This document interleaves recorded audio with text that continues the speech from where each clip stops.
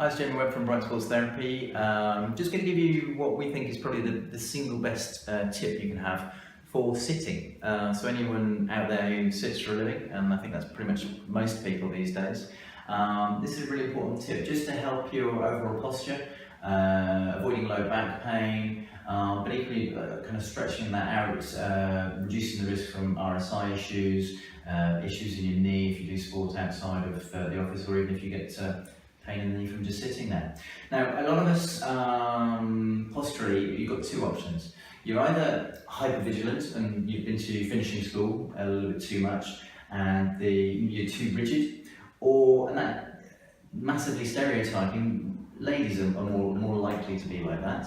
And then you have the slouching and slogging kind of situation, particularly with computer work where you've got the hand on the mouse just like so.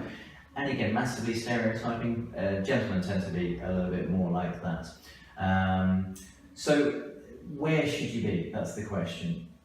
Now, there's a nice little exercise, because everyone's different. There's a really nice little exercise that you can do to find out where you are. I'm going to come a little bit further forwards in my chair to demonstrate this. I wouldn't recommend sitting on the edge of a chair like so, but it'll just help show it. So we're going to go into that pelvis exercise now. Just going to show you the movement at the pelvis here. So if I go into that slouch position, you can see I'm in this position. I'll move my hands so it's a bit easier to see. Okay, and then if I go into that completely rigid to upright position, you can see the curve coming through my low back, hopefully through my shirt there. Now they're the two extremes of the movement, so we can go between that movement and that movement. Now hopefully you can see most of what is moving is just my pelvis.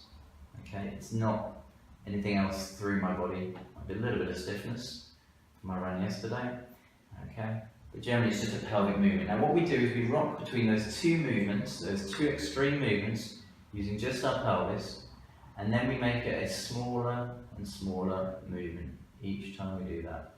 And eventually you can see I've stopped now. You just, the more often you do it, the quicker you can get to this what's called pelvic neutral. Okay, and that's where I should be sitting.